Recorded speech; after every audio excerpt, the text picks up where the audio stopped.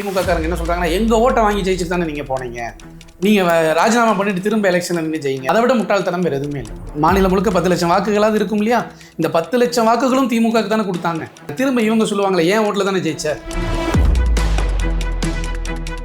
பேராசிரியர் ஜவாஹிருல்லா அவருக்கு எதிராக திமுக தொண்டர் ஒரு போஸ்ட் போட்டிருக்காரு. ஜவாஹிருல்லா அவர்களுடைய செயல்பாடுகள் ரொம்ப விமர்சனம் செஞ்சு பார்த்தீங்கன்னா ஒரு போஸ்ட் போட்டிருக்காரு. ஜவாஹிருல்லா அவர்கள் இனிமே தனிச்சின்னத்தில் போட்டியிடுவோம், நாங்கள் தனித்து செயல்படுவோம் அப்படின்னு சொல்லிட்டு திமுகவை மறைந்து தாக்கியது போல குறிப்பிட்டிருக்காரு. ஸோ இதை பற்றி உங்களுடைய கருத்து என்ன?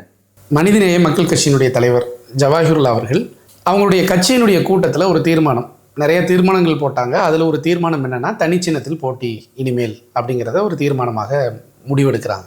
இதை நான் எப்படி பார்க்குறேன் அப்படின்னா, இன்றைக்கு இந்த அரசாங்கத்தில் முஸ்லீம் லீக், விசிகா, காங்கிரஸ், கம்யூனிஸ்ட் இவர்களை போன்றவர்கள் இணைந்திருக்கிற போது எல்லாத்துக்கும் அமைச்சர் போஸ்டிங் கிடைக்குது.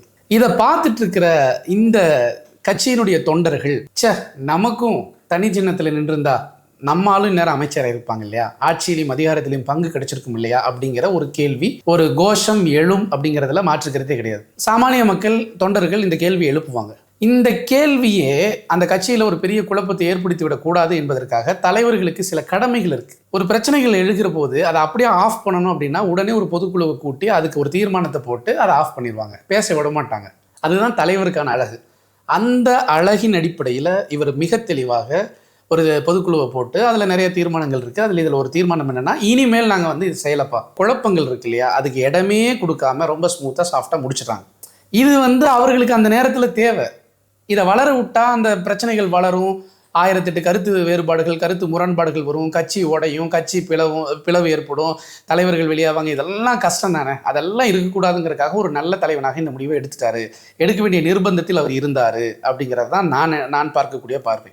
ஆனால் இதை திமுக காரங்க தப்பாக எடுத்துக்கிட்டா அதை விட முட்டாள்தனம் வேறு எதுவுமே இல்லை. அதில் என்ன சொல்கிறாருங்கன்னா, சரி நீங்கள் தனி சின்னத்தில் நின்று நீங்கள் ஜெயிச்சு நீங்கள் எம்எல்ஏ வைக்கிங்க, இதை ராஜினாமாவை பண்ணுங்க, ஏன்னா இது திமுக காரங்க ஓட்டில் தானே நீங்கள் ஜெயிச்சிங்க அப்படிங்கிற மாதிரியே ஒரு வாதத்தை முன் வச்சாங்க.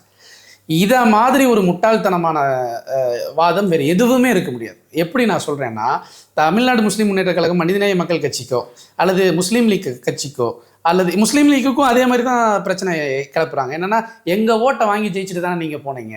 விசிகாக்கும் அதே மாதிரி தான். திமுக காரங்க என்ன சொல்கிறாங்கன்னா, எங்கள் ஓட்டை வாங்கி ஜெயிச்சுட்டு தானே நீங்கள் போனீங்க, நீங்கள் ராஜினாமா பண்ணிட்டு திரும்ப எலெக்ஷனில் நின்று ஜெயிங்க அப்படிங்கிற மாதிரிலாம் ஒரு வாதம் முன் வைக்கிறாங்க. அதாவது இந்த மாதிரி வாதம் பேசக்கூடியவங்கள மாதிரி ஒரு அரசியல் புரியாத ஒரு முட்டாள்னே சொல்லலாம். அந்த அளவுக்கு வேறு யாருமே இருக்க மாட்டாங்க. என்ன காரணம் அப்படின்னா, நீங்கள் நல்லா கேளுங்க. முஸ்லீம் லீக்னு இருக்குது. இந்த முஸ்லீம் லீக்கில் ஒரு வேட்பாளர் ஜெயிச்சிருக்காரு. அவர் எத்தனை வாக்குகள் வாங்கியிருப்பார்?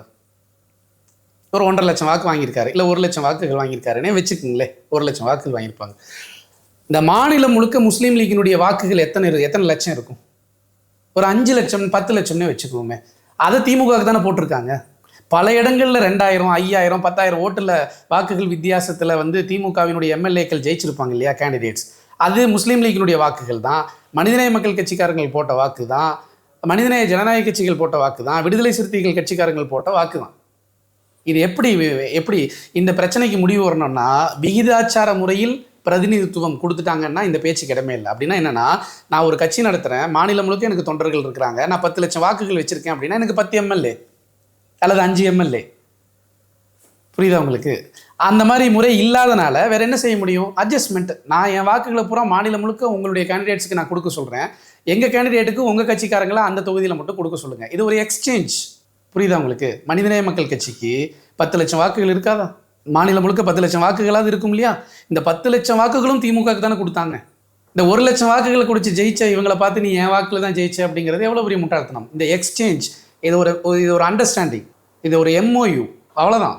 இதை புரிஞ்சிக்காம ஏன் ஓட்டில் ஜெயிச்சேன் நான் திரும்ப இவங்க சொல்லுவாங்களே, ஏன் ஓட்டில் தானே ஜெயிச்ச, நாங்கள் 2000 ஓட்டு போட்டோம்ல இந்த தொகுதியில், நாங்கள் இந்த ஓட்டில் 10,000, இந்த தொகுதியில் 10,000 ஓட்டு போட்டிருக்கோம்ல, அதை கழிச்சா நீ ஒன்றுமே இல்லையில்ல அப்படின்னு இவங்க பேச ஆரம்பிச்சிட்டா. ஸோ இந்த எக்ஸ்சேஞ்சை இவங்க தப்பாக பேசுகிறது ஆகப்பெரிய முட்டாள்தனம். இந்த மாதிரி பேசக்கூடாது அப்படிங்கிறத நான் சொல்லிக்கிறேன்.